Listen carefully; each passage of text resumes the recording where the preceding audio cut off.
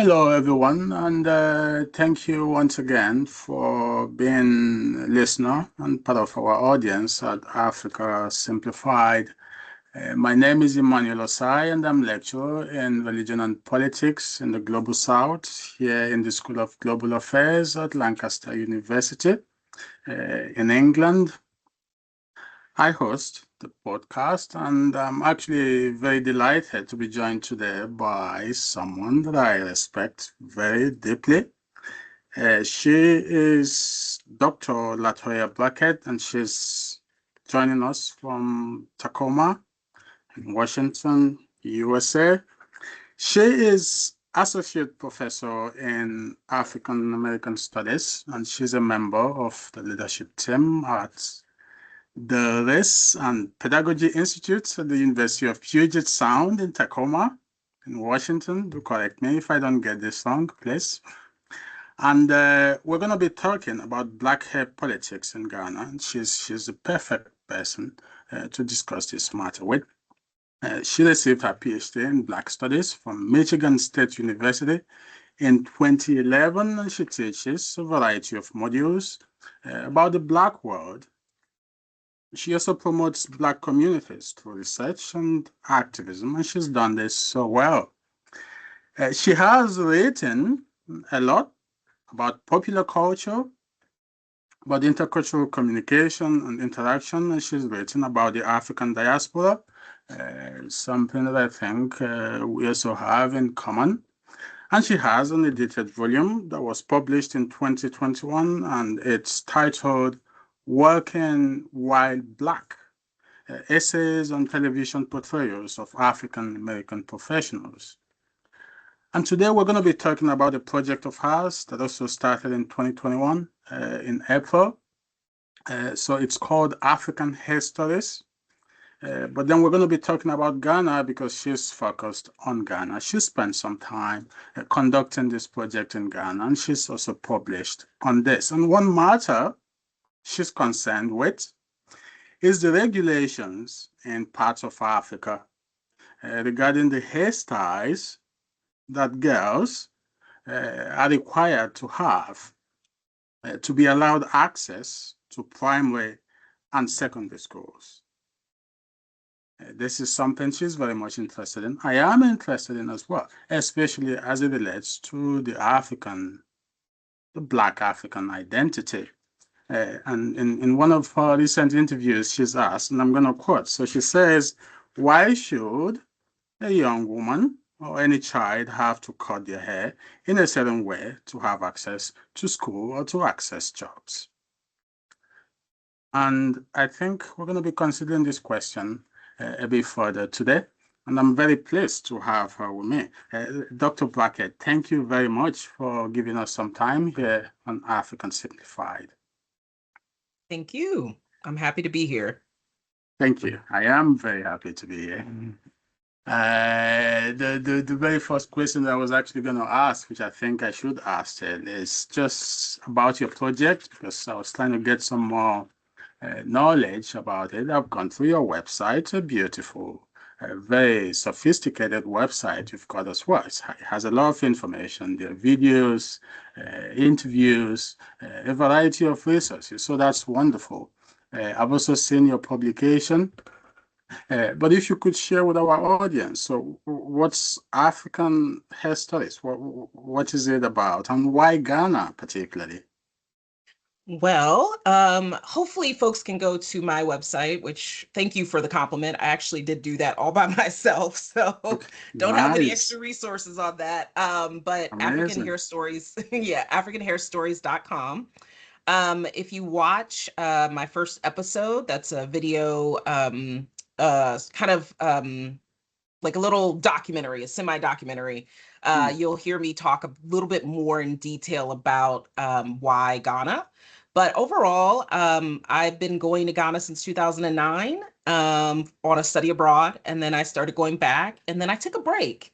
One of the things that, as an African-American woman, and this is what I really want to put this into the space, is that this is, sure, I have DNA that comes from West Africa, but I am African-American that means to me and most folks in the States, it means that I'm descended from enslaved folks. So colonialism and slavery made sure that my ancestry is not something that was orally passed down. So it's something that to be African American was created out of oppression. And so I'm not connected to Ghana in the way of being an insider, but in relations to hair, I'm an insider outsider where I have a similar texture, right? Mm. But I'm not someone who grew up in Ghana. And so it's really important to me as an African American studies, Black studies scholar to be cognizant of that. But of course, growing up here in the States, we're not learning about the continent, right? And I've learned over time, especially through Ghana, that Ghanaians are not learning much about us Mm. beyond the capture of us. They're not learning what necessarily happens once Africans got to the States. But when I went to Ghana, most African American folks are like, I'm going to go to the motherland and it's going to be beautiful. And everybody's going to be embracing Black culture and our skin and all the Mm. things, right? And our Yeah. hair. And Yeah. in 2009, when I went the first time, I was confused. And because I thought that maybe there would be more natural hair. Mm. Now, so this project actually started before I even knew it started. And that's the beauty of it, is Okay. that I always had an engagement with my hair in Ghana and always assessing what was happening with hair in Ghana, but I never paid attention to it in a intellectual way, Mm. right? And it wasn't until I took a break for about like 5 years and I went back to Ghana and I was prepping to take students. Mm. And I was at University of Ghana, East Legon, and I started, you know, every day that I had been in Ghana this time, I had seen someone with sister locks. And just for folks who don't know, sister locks, so we Yeah, think because I of was going to ask as dreadlocks. well. Yeah. People usually here in the States, we try not to use the term dreadlocks in a we want to be more politically aware and call it locks. So if I Okay. refer to it as locks, that's that. But also there are sister locks, which are tiny, tiny locks and Okay. micro locks in a way. And so women are able to do almost as if it was just their regular hair, they can do so much with it. Mm. And I started noticing more people with locks. Like every day I saw one person with locks. And I was Yeah. like, this is different. Something's Right. different about Ghana. Because before, no. And I Mm. remembered my last trip before that trip, I had saw a conversation on TV where a woman who did have sister locks was talking about how she had been, unfortunately, looked down upon for having locks. And that's when I had learned the association with it as being, unfortunately, dirty or unkempt or associated with Rastafarianism specifically, and then associating Rastafarian folks with specifically marijuana. So, therefore, drug culture. And Ghana and a lot of African nations are very conservative. So, I had already known that. And then I was like, so what's going on? And I asked someone, just a random person, Mm. anecdotal, of course, right? Mm. Mm. I said, she was a professor, so I felt comfortable asking her, I'm noticing more natural hair and more locks since I've come back. And she said, yeah. And she said it's because of whatever African Americans are doing. I was like, okay.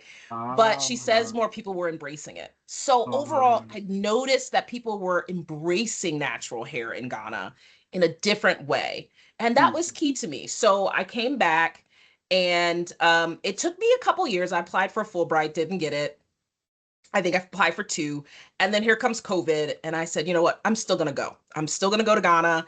And I ended up going to Kenya as well in 2021 because there Nice. were two narratives, political narratives about natural hair or keeping one's hair, right, to go to school. And so it was all unfolding and it made me say, yeah, this is actually an important topic. And guess what? No one else has done it. When we talk about Black hair, right, we're usually talking about it in places of whiteness. So Mm. in the UK, there's a lot of research on it. Mm. Folks are doing great work out there. And of course, in the United States, we're talking about it in spaces where whiteness is still very prevalent and is, in a way, creating those systems that oppress us to think about how our hair is supposed to look to them. Mm. So, what I wanted to know was what are the hair stories, right? Of African folks, but in particular Ghana, because it had been Ghana's like a second home to me now. I have chosen family there. I feel very comfortable there. And I was able to connect with a small org, um, Kumasi Hive, and be able to get some support there to Mm. launch this work because I need locals, because I am an outsider. And I wanted to make sure, and I try my best to make sure that when I do this work, there's always someone on the ground that is guiding me and Yeah. making sure that I'm not missing things, but also doing my very best. So my goal here with African Hair Stories is not for me to go tell Africa or Ghana specifically or any other nation or the Yeah. people there what to do, but to provide a space to hear the stories and create the data. It's more exploratory and explanatory to some extent, Mm. but I always grapple with it's not necessarily my place to do that. And I do Mm. have Ghanaians that are like, no, no, no, you should tell them. I was like, no, but you can. Yeah. And so, as an African American person, the last thing I would want is someone to come into my community and assume that they know and then tell us what to do with it. But my Mm. goal here is to lift voices, to have folks thinking about it within those communities, and to highlight places that are already doing some of that work. And there are some hair schools that are even working together in the Accra region to try to support Yes. young women. Yeah, So hair they are schools. hair So schools. Okay. hair schools where they're teaching them. So when people go to an official place to learn how to do hair, Yeah. Yeah. and there's two structures in Ghana, and it probably is similar across the continent, where people might go to a hair salon that has a school, Mm. which I'm saying school with quotes because it's not the typical what we hear as like a school, right? Mm. It's more of come in and do a trade with me and watch me and pay me and watch me, and then I'll let you do it, and then you get hired, which is not necessarily teaching Uh, about the chemicals and all the things. But then there's those bigger schools like Abronte College, which where I've gone to with David Abronte is the lead there, and he's been really great in engaging with me. He and two other big schools in the country in Ghana in Accra um, are trying to make sure they work together to try to encourage folks to learn more about their hair, everyday folks, kids, stuff like that. And for me, it's if I create this information and I publish it, then there is someone who has done actual research, collected data with institutional review boards that are making sure it's ethical, and they can have the research and the resources. But yeah. um, the most important thing sometimes is to also just be heard. Mm. And I enjoy learning and giving people platforms to talk about it. So Yeah. hopefully, I know I'm a little bit of a long-winded person, but I think I kind of give you an idea of all the complexities and also my positionality. It really does matter for me to have people understand that my goal as an outsider is to be cognizant and intentional. And so, but I also just really love this work, and I was able to brand it and have fun with Yeah. it. Yeah. And it's Mm. something that'll keep going forever. So I usually say I do black hair in black places. So I study black hair in black places. So I might even go to Caribbean eventually. So Okay. and there's That's other context there too. yeah, that's interesting. And to be honest, LaToya, you've said quite a lot that I could just come back to later on. But I think at the moment, I might just ask one quick question about Tanzania and Ghana, because you mentioned part of what you had observed was that there were narratives in these two different nations, but I wasn't sure if the narratives were similar or different. Were they dissimilar in terms of how natural hair was perceived?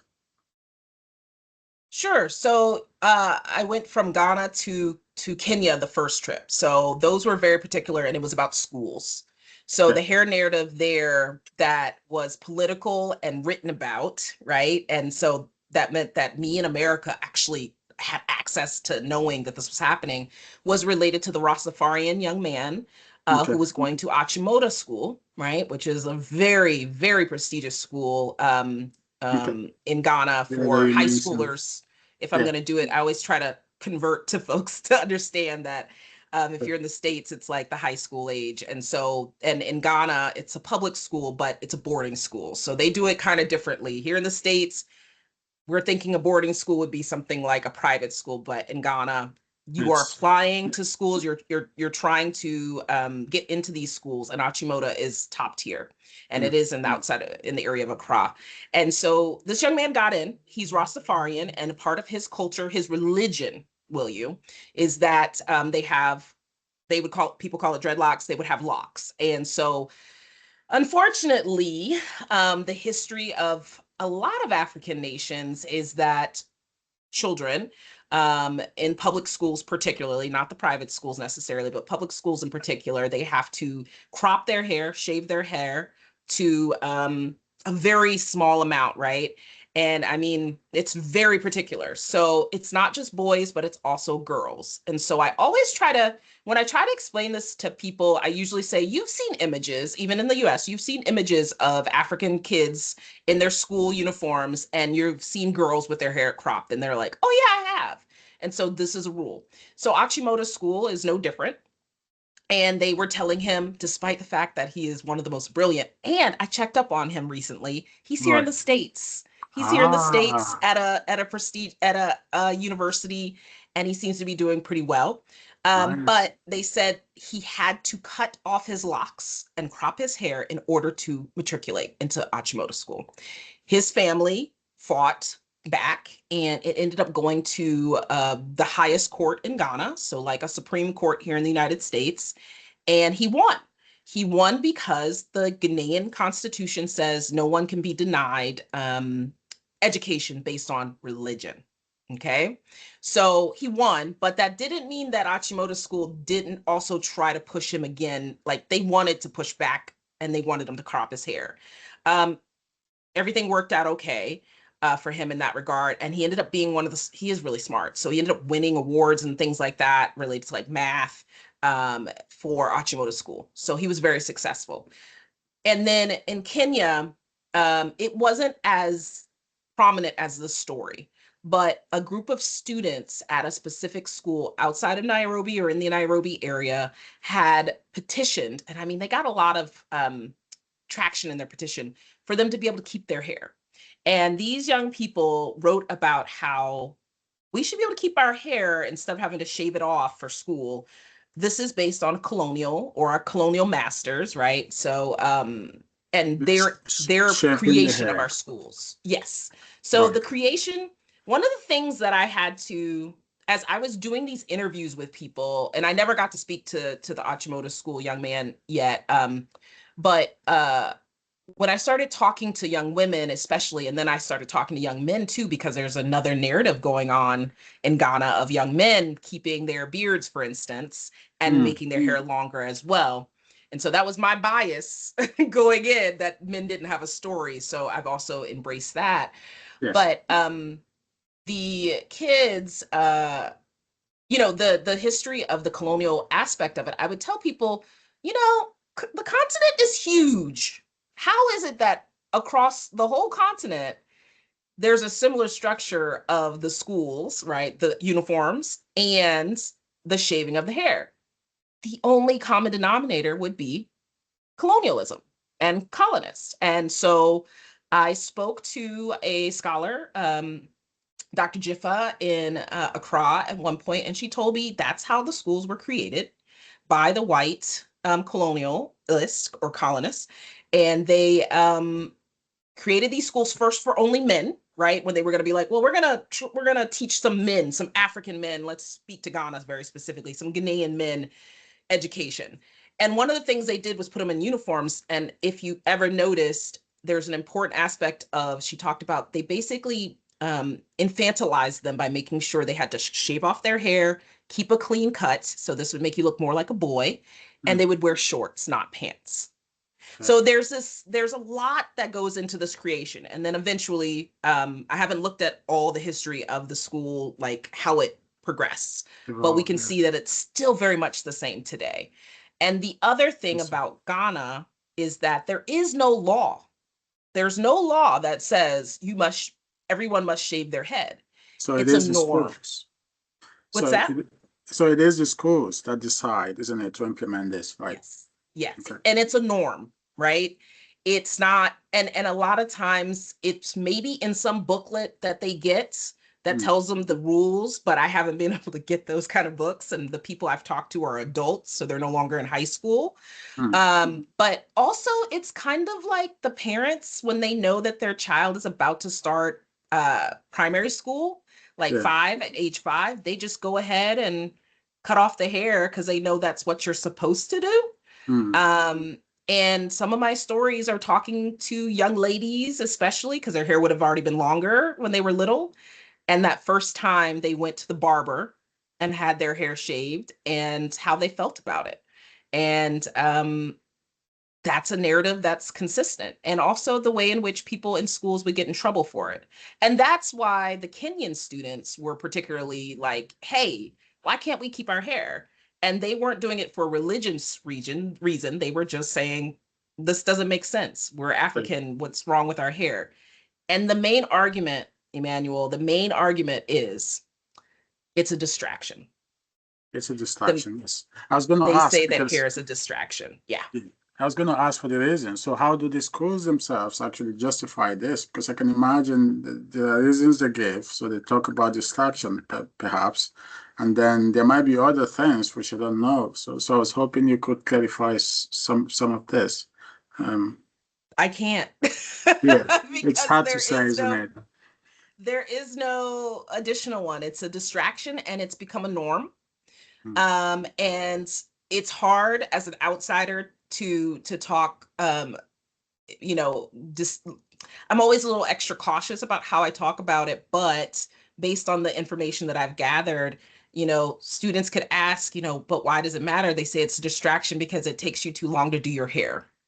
mm, Or girls are getting braids and it'll be different colors and other people are distracted by it.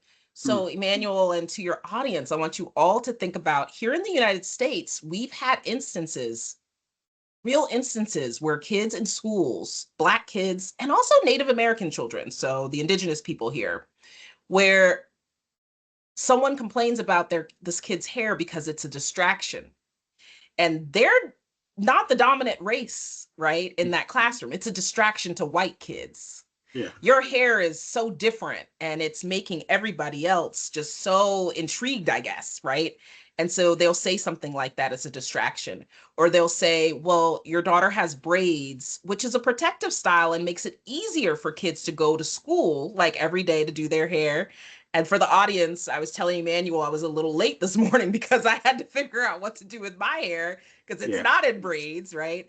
And It's so natural it's hair. it's a very practical style. And they'll say, but it had color in it and it's not okay. And it's like, are you kidding me? It's come on, it's not some grown-up style. It's a Black hairstyle, right? And then for a Native American kid, so different tribes here will have different aspects of hair, cultural engagement. I guess that's the only way I can think of it. But Mm, some might have mohawks for boys, and then also yeah, boys will keep their hair very long, and it's very sacred, especially in Native culture. Hair is sacred. And so there's times where I think at least 2 examples with a mohawk, they were saying it was a distraction, even though mm, it was directly related to his culture, right? And that's why he had it. And then another young boy saying his hair is too long. So there's policing, and this is the term I use quite a bit. There's policing of Black hair here in the United States and Native hair. And if you think about it, the history of colonialism, one of the first things they try to do when they go and try to colonize a people is strip them of their cultures, right? And mm, one of the primary things is if they have anything where they think their hair is important, we're going to strip it. And one of the first things they would do in the dungeons in Ghana on the coast would be to shave our hair, right? And here in the States, when we would be enslaved, we weren't allowed to have hair like that. And if we did have our hair, it needed to be covered, okay? Especially in presence of white folks. But then if yeah, you're in the field, you're covering it to protect yourself as well. And then for the Native people, one of the first things that they did when they tried to make them whites and mm, Christianize them in mm, these things called uh, they would call them Indian schools, right? Boarding school, Indian boarding schools. They would kidnap these kids from their parents and they would cut their hair to look more like white people hair. And so hair is actually a pretty political statement in regards to colonialism, in regards to how white folks have engaged with different cultures to try to Yes. strip them of those histories. Mm. So this all is interconnected, and I'm learning it because I'm listening. And then the information I have as a Black studies scholar, as someone Yeah. who does race, and I was like, as much as we think these Black places, are run by and Mm. embraced by their own, we Mm. cannot deny that the structure that was built that they are using is a colonialist structure, and there's a perpetuation. And I would say the last thing I'll say about this is that, unfortunately, I will say that generations of older folks, right, who are pushing back on the younger generation that are like, hey, we want to keep our hair, we want to Mm. show our identity, we want to learn about our hair. Mm. They are, it's kind of like, I would say, let's say if you're in a sorority or fraternity or something, and the issue of, I don't want to allude it, connect it to hazing, because I think it's a little harsh, but I think it's a good example where these sororities and fraternities, particularly, let's say fraternities, we're going to stick with boys here, they don't want you to be able to join the fraternity if you didn't Mm. do the same things they had to do. And I think that Yes. that's a part of the psychological aspect of all of us as humans, Mm. of this, sometimes this expectation of, if I had to do it, you have to do it, or I don't see anything wrong with it because I turned out okay. There's a lot of ways we could look at that. And so it's just perpetuated, and it's hard to change the norm. And overall, even though it's not a law, it's something that I don't think is going to go away. But the distraction doesn't hold up, because if you go to a private school and you keep your hair, it's You just can get fine. in. Exactly. Yeah. Yeah, it's actually good you ended with that because I was just thinking about how to change it. I think it's become standard practice in several areas, and I don't know how much people question it at times. It's just been accepted as the norm. It's because I grew up in Nigeria, and I know that if you were to get into any primary or secondary school, this public, generally it's just none. It's normal. It's expected that this would be your hairstyle, and this cannot be. Um, and I don't know the extent to which this could actually change, like you said, because I mean, how is it gonna change? Like, what could be the process that would lead to the change and the revision? It's hard to say, isn't it? I don't know.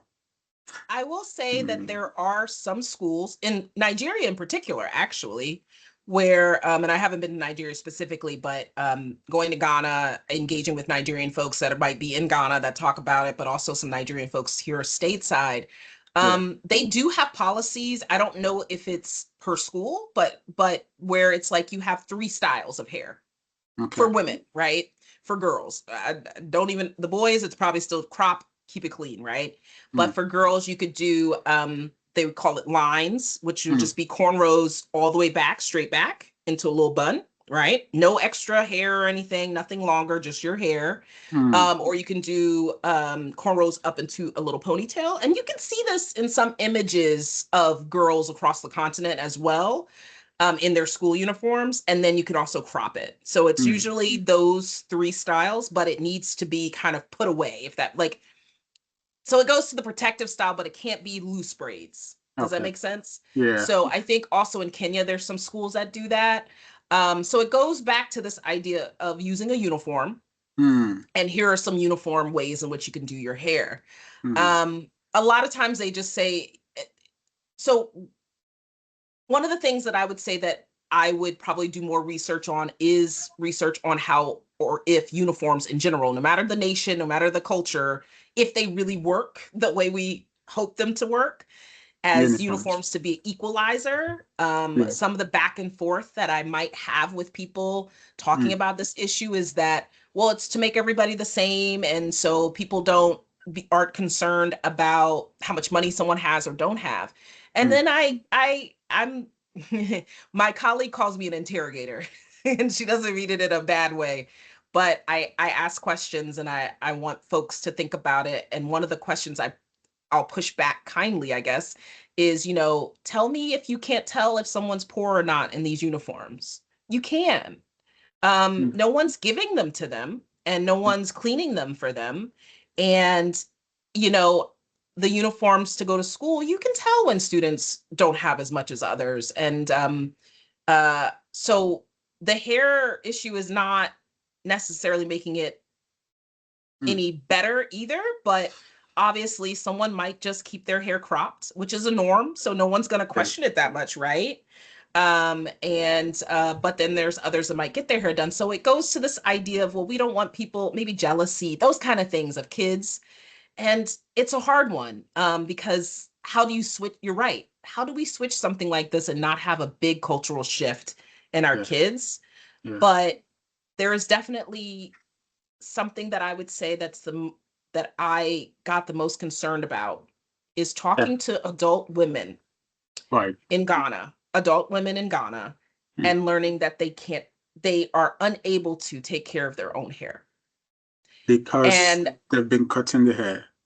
yes, so Ah, that I was see. my biggest hypothesis for my research. And I remember the moment I went, huh,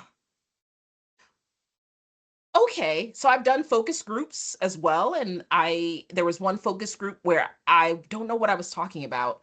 I don't know how I got to it, but someone let me know that she doesn't know how to wash her own hair, right? The good thing about being on the continent of Africa is that everybody, like every hair salon, can do your hair. Here in the States, in the It's not UK, like that's that. not the Yeah. case, right? Yes. So for Yes. me, I'm like, oh, I mean, I love going to God. I can get my hair done anywhere, Yeah. but I also have to think about how they were trained and stuff, and my own preferences for my hair, which is different. And this, Mm. but these young ladies can go get their hair done for 10 CDs, used to be like 2 CDs, but probably more like 10 CDs now. They can get it washed by Yeah. someone.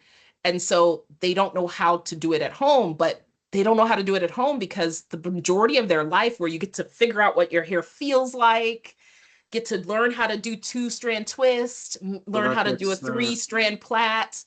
You missed it. And thinking about girls going to school together, that would have been mm, the perfect time to learn mm, how to, take care of your own hair. And so they've lost really important years. And so a lot of the young ladies talked about how excited they get when they're free. They right. finish high school, they get to grow their hair out, their hair's getting longer, and then eventually they're like, oh my God, I don't want this anymore. And then they get into the unfortunate, well, we have to talk about relaxers, chemical hair relaxers. Yes, I was, yeah. People interchangeably use the term relaxer with perm and the continent specifically, but it's Mm, not necessarily, they're both permanent, but usually mm, perm means more like a curly perm, but it's fine. I just want to let people know kind of the different contexts. mm, But chemical hair relaxer will strip your hair of a specific proteins that makes it more coarse, right? We're African textured hair, it's coarse, and it's meant to be that way to protect us from the sun and all the things, right? And let me go back to when I have to tell people, well, what did our ancestors do before the white folks came? mm, We did beautiful hair. mm. We knew what to do with it. We didn't have all these tools and gels and all that stuff, right? So we lost it. They took it from us. They Yeah. took that history from us. So I remind them that we actually did quite a bit. Even those anthropologists that Mm, would call us primitive would talk about how, but they would do so much with their hair. They would complain that maybe our ancestors would be topless, but then their hair would be extravagant, right? And so our hair has a really important story and connection to us, and it was taken from us. mm. And now it's still perpetually being excluded from us, right? So these young ladies get so excited to be able to do their hair, and then they start to realize this is too much work, and it does become, I mean, if we want to talk about it, it does become a distraction if you got to get to work real quick, and you Can don't know what to imagine, do yeah. with it. Mm, And so even I did a surveys of like up to about almost 200 women, I believe, on campus that first 2021 summer. And we asked questions about who can braid their hair. And not everybody can braid even. And I mean 3-strand. They can do twists. But it's a lot of trial and error, right? And if you don't have a parent or auntie or big sister that can show you throughout that time, you don't learn it. And then it's all of a sudden like, here's the deep end, jump in, mm, you're excited, and then now you're frustrated. mm, And now the only thing you can do is pay money to get it done. And you probably don't have a lot of money, so you may not be able to get to a more upscale salon, mm, right? To learn how to care for your hair, not just mm. do your hair, but No care for it problem. and know what's happening to it. So you Mm, get a relaxer to make it easy to comb it through, because it's about ease. That's why folks get relaxers on the like from my research, it's about the ease of it. okay. And then now we have research that is proving, unfortunately, that relaxers are connected to reproductive health issues, particularly uterine cancer.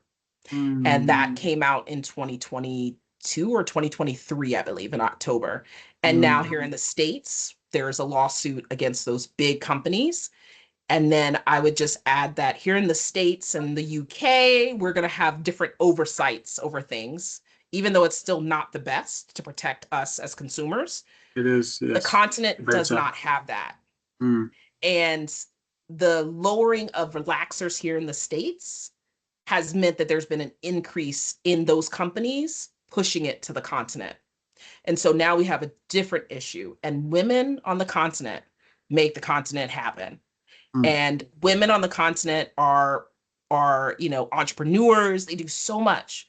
So now we need to be thinking about this potential health issue that most women probably don't have the means or know what to do about it. So one of the things I pitched to like healthcare, like if I were to do research or ask people who do research on the continent about health, and if they could get data from healthcare providers, to tell the healthcare providers to start asking women in particular, do you get a relaxer? Just to know that maybe years down the road, recognizing that this could have been an issue. And then the last thing I'll say about relaxers is, no matter what, a relaxer, we probably shouldn't be putting it close to our scalp, like on our scalp, on our skin. But it's also about the way in which we do put it on. And I would say the first time I got a relaxer in Ghana was also the last time I would get a relaxer in Ghana. Um, I don't relax my hair anymore, Mm. but if I were still relaxing my hair, I wouldn't necessarily get it there, because knowing what the techniques are supposed to be, most of the time that I've gotten it there or seen it being done there, even with this research, it's not done correctly. But that does not mean that there aren't places that do it correctly on the continent. It's just you need to know what correct is, right? And you need to have the means to be able to do it that way, because that person's probably trained in a different way. So there's so many things that we could have a whole nother conversation just about this. Absolutely. But I would Absolutely. love for people to make sure that they know that this is research that's going on, and lawsuits that are going on here in the States. And um, I don't think we have data that talks about, cancers and stuff like that, or having, that information on places on the continent. And it was really hard for me and my former research assistant, to even try to find, articles or data about reproductive cancers, even in Ghana. There was maybe like two or three articles. So that's my biggest concern and worry. I'm not one to tell people what to do with their hair. And then when I found out that possibly uterine cancer, and let's be real, giving birth is wealth, on the continent. So that's a whole different conversation. And thinking about who was just on your, Mm. talking about Oh, reproductive yes. health and stuff in Nigeria, Mm. it could be an issue that we just haven't engaged with yet. Yeah. Thank you very much for that. So there's quite a lot. Just before I continue, just an apology, because for some reason I might have heard Tanzania from yourself rather than Kenya. So just to apologize, there's no reason why I would prefer one African country over the other. For some reason, it was just Tanzania that I remembered. I've So been to I Tanzania do. too. Okay, I've that's done some research in Tanzania a little bit. okay. And I've also gone to Zanzibar multiple times. And so I do have like blog posts from someone from Zanzibar on In there. You're Tanzania. Okay. fine. Okay. And you're good. Okay, that's very helpful. So I so one of the questions I was going to ask later, perhaps before we finish, and I probably don't need to raise that again, is if there are recommendations we have for the government back in Africa. And this is already one that you've mentioned, because if indeed it's not safe for our women to use this relaxer, then certainly something has to be done, something sustainable and something quite robust and very effective as to how this could be coordinated and women could be prevented from safeguarded very strongly. So I don't know if a lot is already happening. You see, I don't have that information. I don't know if you do, but this is certainly something that should be taken into consideration. Um, Yeah, it's I will say in Ghana, I did find that there were two particular relaxer companies, Mazzani and mm, Affirm, mm, where they don't sell it in so if you're not if folks are not familiar with relaxers, but you can also buy one off the shelf in the store. You can go to you go to the grocery store in Ghana and you will find, and here of course in the States, and it'll be a little mm, box. And so just for me is like the kids version. At the end of the day, it's the same stuff and you're yeah. putting it on your kid's head. It'll be relaxers by L'Oreal. Well, is it L'Oreal? Yeah, I think so. Dark and Lovely, those kind of companies, and it's a little box, and it's meant for you to use it at home and do it yourself. Mm, And then there's beauticians who, here in the States in particular, who are licensed, and they can only, and there's some products that only licensed beauticians can buy. Okay. So it's not something I, as a basic consumer, because that means you've been trained on it, you know the protocols of it, you know how to use the protective, all that kind of stuff. And so they might get huge containers of relaxer, like gallon containers or something, and that's only for them to buy. mm, And so in Ghana, the most of the time when you go to a salon, like some of the everyday salons, the ones where you're not paying, you're not feeling like, oh, that's an expensive salon, oh, you have money to go there kind of thing. Most likely they're trying to be accessible, which is what needs to be done. This is not saying anything about those folks. This is capitalism is global, right? And there's so much going on. So it's really complicated. And again, I just want to reiterate my positionality here. And I'm mm. just trying to share information, not trying to Absolutely. judge or anything like that. But I want to reiterate, Absolutely. like, a lot of times they're going to use those small boxes and you'll see them Mm, stacked and they just take one off and that's what they use in the mm, salon, or you bring your own. So it'd be good if someone's bringing their own, so they're having the same chemical every single time or something, and that's what they use. But if you go to some salons, maybe more upscale, they are working with a firm and they're working with Mazzani. And what I learned about Mazzani and a firm from some articles that I had engaged with, and then I actually went to a Mazzani location in yeah. Ghana, is that we don't give our relaxer to anyone. We give it to a beautician after they've been trained on how to use it. So that was where it was like, aha. But there's cost Yeah. to those things. There's Exactly. knowledge that's necessary.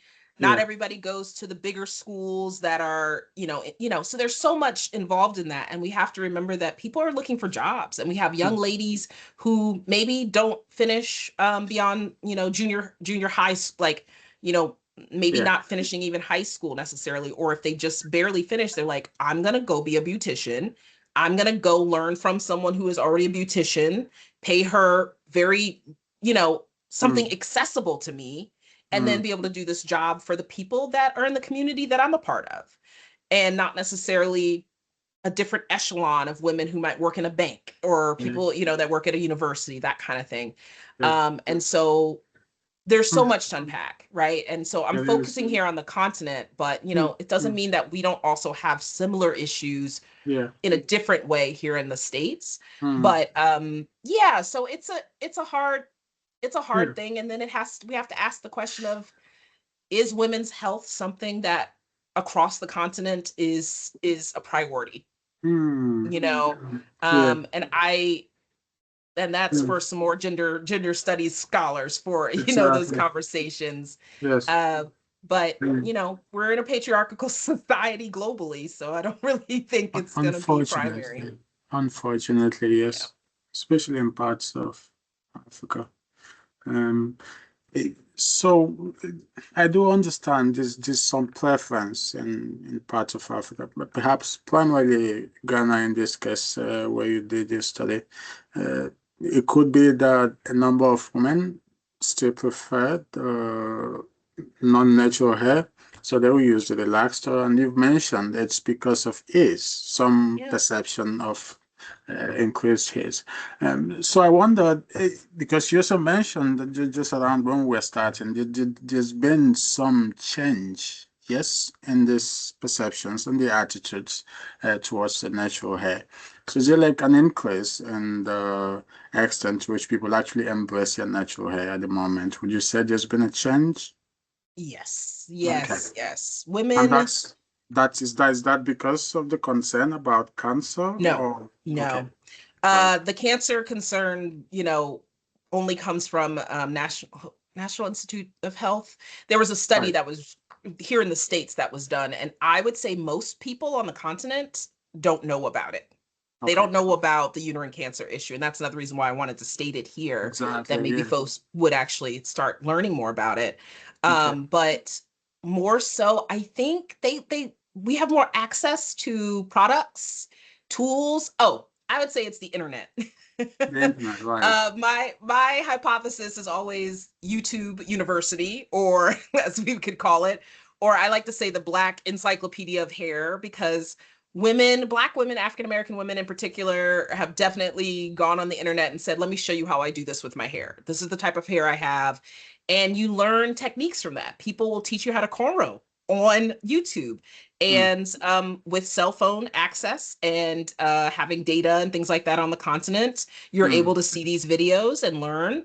And then now we have, an uptick also of African women who are making these videos as well, right? And so um, the one of my former research assistant, she does threading, and I don't if folks that are from the continent might remember or recall, it's one of the only techniques from ancient times, like from our original ancestors, that still goes. And so it's kind of like once your hair is done washed, right? If you wash it yourself, you just stretch it out and you kind of wrap it okay. to make it longer. So then when it dries, it's already more in a long elongated state, right? So Mhm, then it's not as hard to manage. mm, So there's people that are learning these techniques. They're learning about basic things that they can use to do it, but they're also trying all sorts of products to mm, figure out what can work.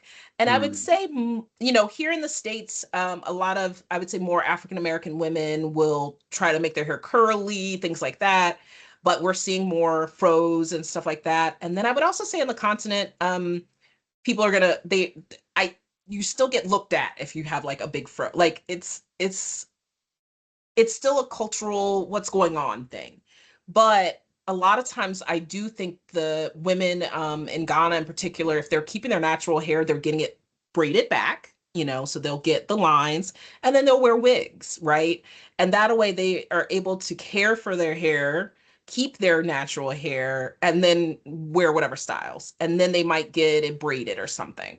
mm. But But uh but when they wear the yeah, wigs, what's sin is not the natural hair, isn't it? It's the wig. it's a wig, but it doesn't mean that their hair is not natural. You see. So, it's one of those things where it's like one of the things I love about being a Black woman is that I can do so much with my hair. I think Mm, our hair is magical. We can have our hair mm, be straight, we can have our hair be, kinky and coily. We can put some kind of product in it to make it wavy instead of, there's so much we can do with it. mm, And that's the beauty of it. And I mm, think that that's also another reason why some societies want to suppress it, is because of our, creative styling. And I would mm. say that, like, and Black women also wear weaves. And so you can have your natural hair, right? And I mean natural in the sense that it's not chemically processed. Okay. Okay. So you can have your natural hair that's braided underneath, and then you have a weave put in that has a particular, it could be straight hair, it could be curly hair. But it's about embracing your own natural, like how your body naturally creates your hair, right? But yes, there's a and that's a different conversation that I don't really engage with so much, because I do believe that people should be able to do whatever they want with their hair. For Mm. me, when it came to relaxers, it's only when I was like, oh my gosh, this is about to kill us. Like, this is taking our lives and our reproductive abilities away. And that's when I'm like, we need to know about this, and people need to make those decisions with this information. Yeah. But I love having my hair straight every once in a while too. And I get a cut and I'm like, okay. And when it's healthy, I can press it and I'm like, this is great. This is amazing. Yeah. And then I can get it wet by choice. Mm. And then it goes back to, well, there it is. And it's a beautiful thing that we have so much that we can do with it. So Mm. this is not about telling people or shaming people about using relaxers. And at the end of the day, it is easier. When you have a Mm. Okay. relaxer, your hair is permanently straightened, and it is easier to get a comb through it. That is just what it is. And if it Mm. gets wet, you don't have to worry about much at all. You just dry it and then it's still straight. Yeah. But there's so much to it. And I would say that, like, um, it's complex because our societies have made it complex, and each society makes it complex in a different way.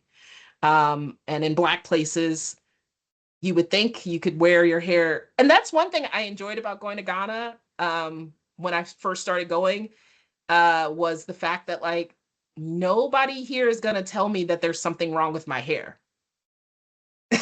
Like, or make me feel like it's not in the best shape. I could wear a Yeah. scarf outside and and no one cares. Yeah. And so for me, it's a beautiful thing to go. And then I'm going to tell you, like, when I started doing this research, it hurt a little bit to Mm. realize how much, Mm. it wasn't as beautiful for them, because I'm that outsider coming in with these rose colored glasses, expecting something, and Yeah. then realizing how complicated it is, and how Yeah. The assumptions. whiteness is global. It's global. Yes. Even if it's not present physically, it's still there. And I would say that South Africa, with whiteness being very present, have battled with hair issues more openly because of the whiteness that is actually there. So that would be, so I was like, I haven't gone to South Africa yet, because I'm like, it's very similar to us. I guess But you're gonna go yeah, at this stage, isn't it? yeah. Yeah. Okay. Just I know you have another meeting and we need to finish up. Just to comment. So one is that I just haven't paid attention to this, and you've just clarified it to me. It's very strange to me that I haven't recognized this before. So one could actually, a woman could have her natural hair and at the same time simultaneously have the non-natural hair. Yep. So it's very wrong actually to just, because this is what the image, how I visualized it. So it's either you have the natural hair or you don't have the natural hair.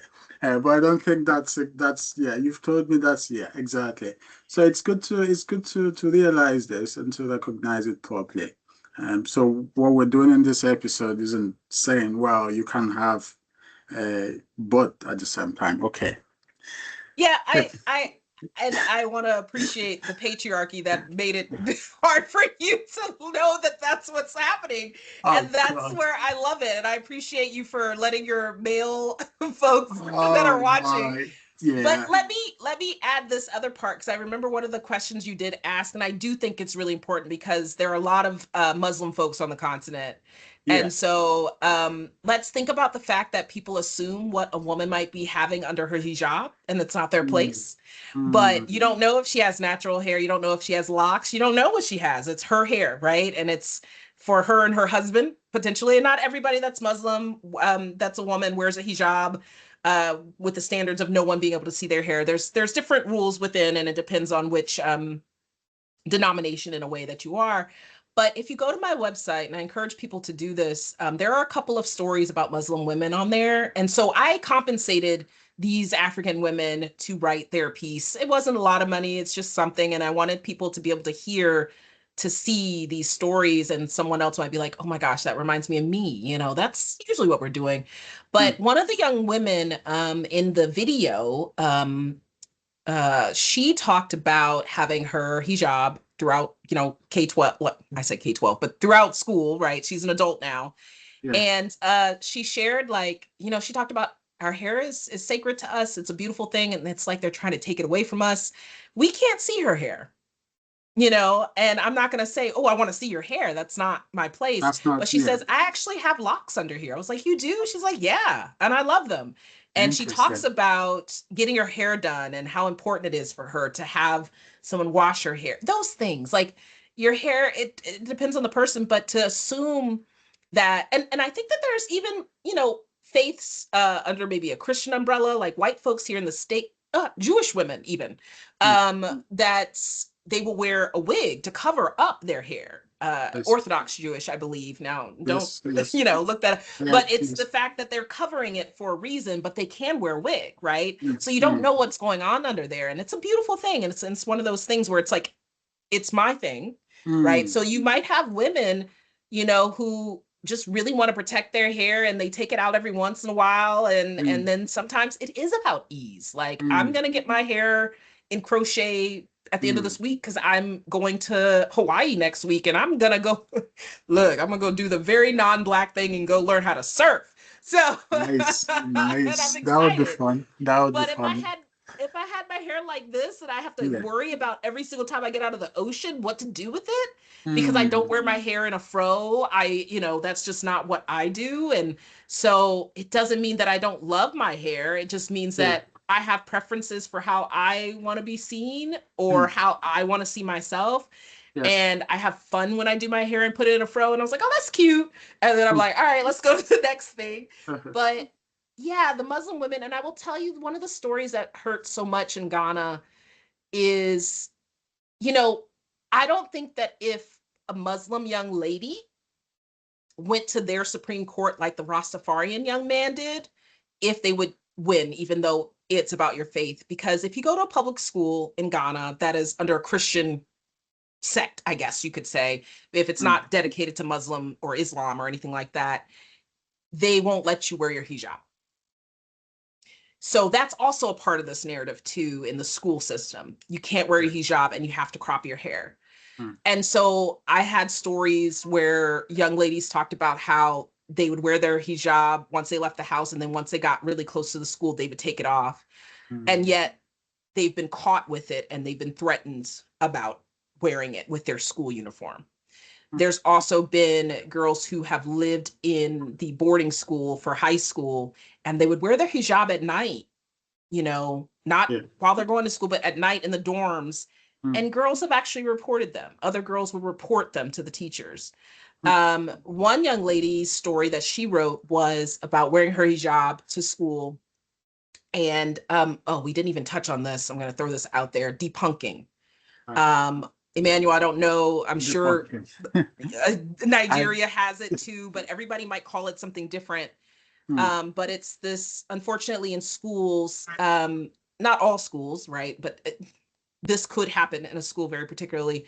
A kid who leaves their hair to grow too long or is doing something they're not supposed to with their hair will be told by a superior teacher of some sort or school head that they need to cut it. You've got this amount of time to cut it. And if they don't cut it, sometimes people will, the people, adults will cut their hair for them in a public way mm, to embarrass them and force them. And they will cut it in ways that you can't make it look good. They will, and in American culture, we would call that assault. So this will happen and usually very publicly to make so other people know don't do it. I've heard stories from boys, young men who talk about, oh, I remember this one dude though, they depunked it and he just kept walking around with it looking like that because he didn't care, so mm. there's he's just like, well, I'm Yeah. still not gonna shave it. And I'm Yeah. just like, well, that's definitely a distraction. They Mm, created the distraction. that's a But distraction. it Yeah. is. It is now. But then Mm. also this one Muslim young lady, she was called into the office and she writes her story. You all can read it. And they cut through her hijab. Ah. So there's Mm, so many layers to it. And I don't know if a girl, so gender wise, and Muslim would be able to fight the system like the Rastafarian young man was able to and win. Mm. I think it would be a different, it would open up a whole different can of worms. So that's also another way to look at, to interrogate. And so when we add the Certainly. Muslim faith into it, but also thinking about what you said, because what you said was like, I didn't think about like, oh, they can still have natural hair, but they're wearing a wig Yeah. that's straight, you know, but it's like, Yes. yeah, but actually a lot of people do stuff where you don't know what their hair is doing. Mm. So, Exactly. yeah, but yeah, so I thought that making sure that I covered that component too No, and that was put that in your important. head. Yeah. Sorry that I didn't ask it, but that's because I was worried we may not be able to get to the Nope. end just before you Don't leave be for the next sorry. one. This is where So I it's do my part. Don't no, worry. this is awesome. So thanks for making that comment because I'm also personally interested in religion and its interaction with politics and just different sectors of society, and this is certainly one of them. So I thought this would be an important matter to discuss, but unfortunately, because I know we don't have more than 3 minutes left at the moment, and I mean, you've already talked about this in a variety of ways, but if we were to conclude with some straightforward comment or some lessons, not just for academics, but also various Africans who just would like to find out how to revise some of these legacies of colonialism and not necessarily change everything overnight, of course, but Adia, what could we learn from your project about decolonization? Mm, About decolonization. yeah, if you were to Okay. say, how would you put it? Um, hmm. I think one of the things is to ask questions like and not be afraid of them and not assume that because you're asking why do they make us cut our hair that somehow you're defying your own culture and nature. Like at this point our societies have grown and African societies have their own identities, right? Post-colonialism that Mm, still is rooted or has foundations in colonialism. It doesn't yes, mean that I mean so like what is the cloth now? This is I love it when I lose the titles of things, but the right. cloth that we use in Ghana, that's printed, the printed cloth. The uh printed one. Ah, yes, I think I know what you're referring to. why can't I remember Mm, this right now? This is really bad. I feel really good, really bad about this, but it's originally Dutch.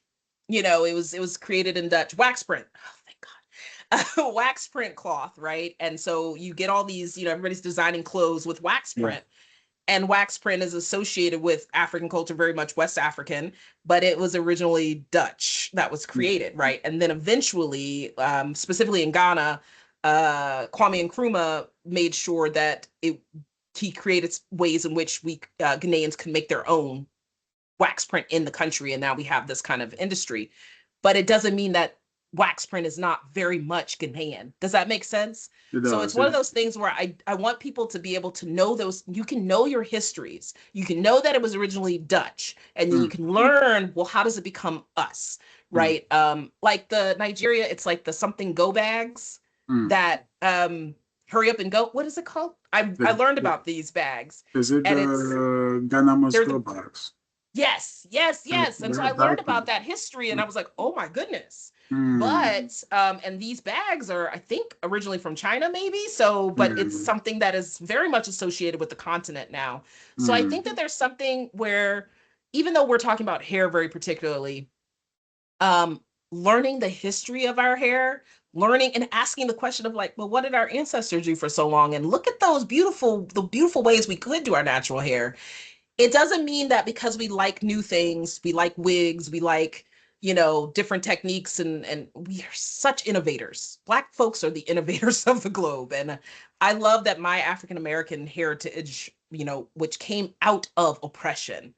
We are some of the most prominent folks that people take things from. And I'm going to say appropriate a lot of times because we don't get the money for it. mm. But we can embrace things that we do now. It doesn't mean that we have to hate on it, but we can talk about the complexity of schooling and the ways in which we're losing the ability to learn about ourselves, right? One of the young women in my video, one of my videos talked about, well, why can't we teach girls how to do their hair? We teach them how to cook. We teach, like we teach grooming. She's like, there's grooming in some of these schools. Well, where is the hair grooming component? Why isn't there a component where we can? I mean, here in the States, even some high schools will go with like a technical college, and some kids might be like, I don't want to go to college, but they'll say, okay, well, do you want to do the technical stuff while you're in high school too? And they might end up with a cosmetology license, which is specific to like beauticians or makeup or something by the time they finish high school. So there's also ways in which we can, incorporate these things, but it's about knowing the history. And one of the things here in the United States that they've tried to do is keep us away from our histories as Black folks. And now it's happening again. And as someone who is Black studies scholar, African American studies scholar, I'm like, I don't know, they're coming after us. They don't want us to look at that history. And it doesn't mean, because I have to teach students, a lot of white students, and sometimes they're like, well, you were talking about that one student talked about Lincoln, Abraham Lincoln, who, is famous for knowing that he freed the slaves. But the the book he was reading was talking about the complexities of the fact that the dude that wasn't something he was excited about or like his own preference. It was what he had to do to keep the Union. And so he's like, am I supposed to be like mad at him? Like, I don't understand. Like, what are we supposed to get from this? I was like, the truth? Like, it's not about saying that, I'm going to hate Lincoln for the fact that he didn't really want to free us. I mean, I'm going to understand what critical race theory calls interest convergence, where people are literally going to do, white folks in this case, people that are, the dominant society, are going to make a decision that might help the group that is oppressed, but it really is going to be helping us. So we'll give you this, but at the end of the day, this is going to be really big for us. And that's why I'm okay doing it, right? It's that, and so African Americans wouldn't be free if it wasn't for tons of interest convergence in regards to white society saying, okay, I mean, because what else are we going to do? African Americans have saved our nation in wars over and over and over again. And so that's what it is. So we don't have to, and I think it's a little different when we're in Black places. Because it's like, who are you? It's not an easy way to say that this is the group that we're talking about is the problem. When we have to think about ourselves. And I will tell you, I'll be the first to also self-critique my own very diverse Black community in the States. We're not a monolith, right? But here in the States and in UK or elsewhere where white majority is the dominant society and they get to use their societal understandings and desires to kind of push society in the direction they want, and we're trying to figure out how do we fit in. On the continent, everybody looks the same, but the politics are different. So gender is a bigger issue on the continent. And then when we talk about Christianity versus Islam, so there's so many things, but it doesn't mean we should be, I try my best to be like, I'm so grateful. I'm so grateful for so many things in my life. And I understand that I still work for a university that is built on white supremacist ideologies, but it doesn't mean that I can't love what I do and engage, right? And I love my hair, but I do have to straighten it sometimes too. So that's what I would say. Sometimes it is easier. Yeah, there's a lot to think about here. But I think one thing I would take from this, I mean, of course, there are loads, and I thank you very deeply for this. But one thing I would take would be that we should be able to ask questions about some of these inherited practices. It shouldn't be totally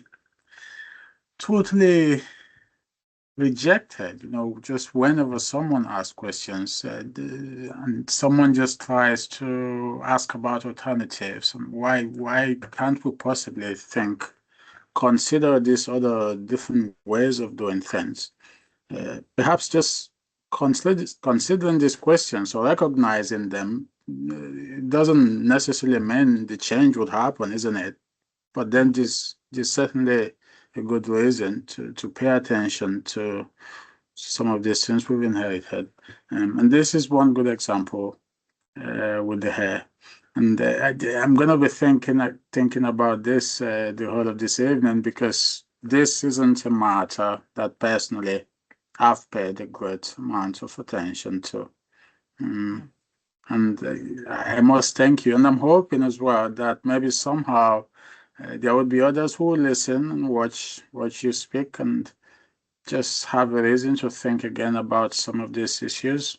And some of these listeners would be able to also help with decision making as it affects our women. Um, And men.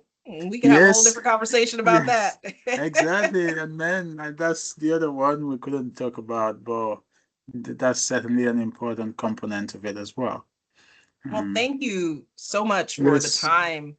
And I no, would tell thank your you. audience, if any of you are still on the continent and you have a hair story and you want to share it, I'm Hmm, happy to be able to post it. So, and look me absolutely. up, find me on LinkedIn, Yeah, and let me know if I can be of support. And I'm really glad we had the conversation. And I hopefully we can chat a little bit, and you can feel free to be like to ask me any other questions. But yeah. yeah, I'm appreciative of it. I think I would like us to do this again. So would there be like a continuation of this project or has Oh it yeah, ended? it's a forever project. People are like, so what's your end product? I was like, there is none. I can go to every single country and I can have the excuse to go to every single country on the continent. I love Yeah. it. And the Okay. Caribbean and whatnot. But it's about just creating the space to tell our stories, and Mm. also the fact that there's something that pulls me in different directions, like the relaxer situation, Mm. and there's a school situation. There's always something. And so Yeah. I'll be doing this for the rest of my career for sure. I don't, if even if it's not an active, it's not extremely active, it will always be a part of my, this is my research. This is what I want to be known for. And like I said, no one else had published about I haven't this. seen. Yeah, I Yeah. haven't seen because I had to do a bit of research myself, and I think yes, not a lot of people have given this the attention that it deserves. Yeah. So thanks for doing this, and I hope you get more funding and support because I think I we I need it. am grateful with my well, at my university in my department we have don't been donated some money just specifically to African American studies, and that's been the only reason I can do this Mm, work. okay. And I'm so grateful for the folks that made sure this is possible. So I'm going to keep doing So, it. I'm going to keep going to places. And there's a lot of people that care about it once I do talk about it. They're always like, and I was like, I know, I know. yeah. So thank Okay. you for that. And Well, Madasi to all the Ghanaian folks out there. And yes. I will let you know if anything else comes up. And I look forward to hearing more from you. And I'll go ahead and subscribe to your channel as well. Thank you very much. That's very helpful. I guess what I could add to what you just said is Aquaba, which I'm hoping our Ghanaian listeners will be happy with. Yeah, I've not been to Ghana, but I certainly will in the next few years. I think I'm planning for it. Uh, but this has been wonderful. I've enjoyed this, and I hope you have as well. This has been a good use of your time, and that subsequently we're going to find out if we could further this conversation. And this is actually a good continuation of the previous conversation. So they've been on different matters, but they've generally been about the recognition of our power as Africans. And when I say power, I mean power broadly speaking. The value of our culture, its significance in the contemporary period, but also in terms of how it's connected or related to the other cultures that exist. So next time, I think we're going to be meeting with someone who could discuss what's described as decolonizing religion or Christianity, particularly in African literature. So Ooh. I think that might be interesting. And I Mhm. think we'll talk about perception again, just how Africans see things and how they've changed. So this has been good. Uh, so thanks so much, Dr. Brackett, for joining us today. And thank you, listeners, for being with us. So we look forward to seeing you again next time. So thank you.